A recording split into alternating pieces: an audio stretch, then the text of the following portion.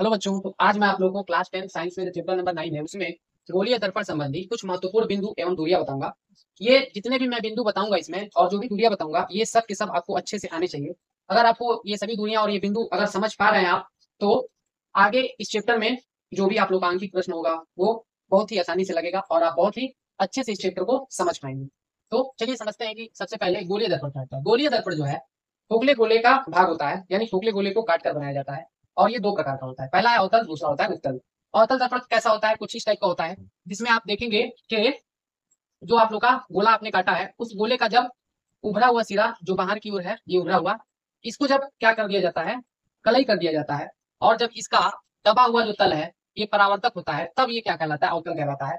उत्तल इसका जस्ट उल्टा होता है। इसमें आप देखेंगे कि जो दबा हुआ है सिरा या दबा हुआ जो तल है वो कलई है, और जो उभरा हुआ जो आप लोग का पृष्ठ है, तल है, वो क्या है, परावर्तक है।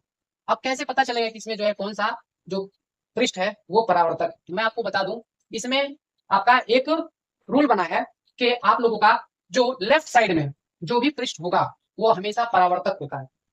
मैंने क्या बोला कि लेफ्ट साइड में जो भी पृष्ठ आएगा, अगर दबा हुआ आ रहा है तो ये परावर्तक होगा, और इसमें उभरा हुआ आ रहा है तो ये परावर्तक पृष्ठ होगा। ये रूल आपको याद रखना है।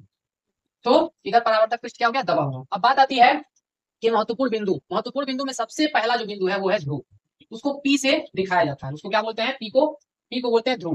ध्रुव क्या होता है, दर्पण पर स्थित एक बिंदु होता है, जो ये जो आप लोग का परावर्तक पृष्ठ है वो इसके बीचों बीच में पाया जाता है। इस बिंदु को क्यों बताया जाता है, इस बिंदु को इसलिए बताया जाता है क्योंकि दर्पण संबंधी आपको कोई भी गणना करनी है, जो भी दूरी आपको मापन करना होगा, तो वो यहीं से मापा जाता है। तो इसको कैसे परिभाषित करते हैं, ध्रुव दर्पण पर स्थित एक ऐसा बिंदु होता है जो दर्पण को दो बराबर भागों में बांटता है।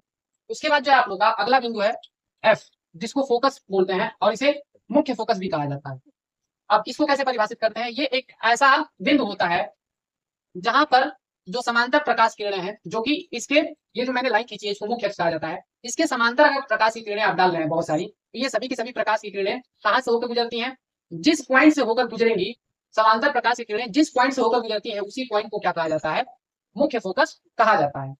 मुख्य फोकस को ऐसे भी परिभाषित करते हैं लोग कि ऐसा बिंदु जिस पर जो है समांतर प्रकाश की किरणें, मुख्य अक्ष के समांतर प्रकाश किरणें पड़ती हैं, तो जिस बिंदु पर मिलती हैं या मिलती हुई प्रतीत होती हैं, इस वाले केस में तो मिल जाती हैं, लेकिन अगर मैं बात करूं उत्तल दर्पण के केस में, तो जो समांतर प्रकाश की किरणें होती हैं वो मुख्य फोकस पर मिलती नहीं है, वो मिलती हुई प्रतीत होती है। क्योंकि जब इसका परावर्तन होगा तो प्रकाश की किरण जो है कुछ इस डायरेक्शन में चली जाती है, तो इसको पीछे की तरफ बढ़ा के इसको कहां पे लाया जाता है, यहाँ पर फोकस पर। और ऐसा बोला जाता है कि यहाँ पे मिलती हुई प्रकाश की किरणें क्या हो रही है, प्रतीत हो रही है। तो जिस पॉइंट पर मिलती हुई प्रतीत होंगी उसी पॉइंट को क्या कहा जाता है, मुख्य फोकस कहा जाता है।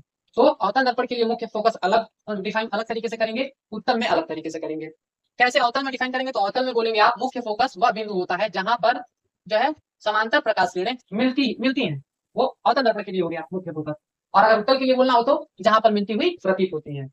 उसके बाद जो है आप लोग का अगला पॉइंट है सी, जिसको वक्रता केंद्र कहा जाता है। वक्रता केंद्र क्या होता है, जिस खोखले गोले को काटकर आपने ये दर्पण बनाया है उस खोखले का केंद्र भी होगा, उस केंद्र को ही क्या कहा जाता है, वक्रता केंद्र कहा जाता है।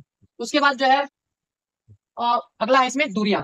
अब कौन कौन सी दूरियां आपको पता होनी चाहिए, इसमें जो है सबसे पहली दूरी होती है ध्रुव से लेके वक्रता केंद्र के बीच की दूरी को कहा जाता है वक्रता त्रिज्या। इसको परिभाषित ऐसे ही किया जाता है कि दर्पण के ध्रुव से वक्रता केंद्र के बीच की दूरी को क्या बोलते हैं, वक्रता त्रिज्या। इसको स्मॉल आर से दिखाया जाता है।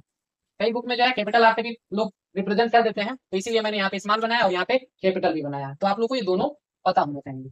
इसमें भी आप लोग का सेम रहेगा, बस इसमें आपको क्या देखने को मिलेगा कि फोकस दूरी जो है यहाँ पे जो है उसकी डायरेक्शन इधर है और इसमें जो है आप लोग का इधर है। अब दूसरा इसमें फोकस दूरी क्या होता है, ध्रुव और फोकस बिंदु, ध्रुव है और फोकस बिंदु है उसके बीच की जो लेंथ होती है वो क्या कहलाती है, फोकस दूरी कहलाती है। इसको किससे दिखाते हैं, स्मॉल एफ से। तो मुझे उम्मीद है कि ये सभी के सभी टॉपिक आपको अच्छे से समझ में आए होंगे। अगर आपको ये सभी टॉपिक अच्छे से समझ में आ रहे हैं गाइस, तो आप जो है मेरे वीडियो को और ज्यादा शेयर करिए, ताकि जो है और लोग इसको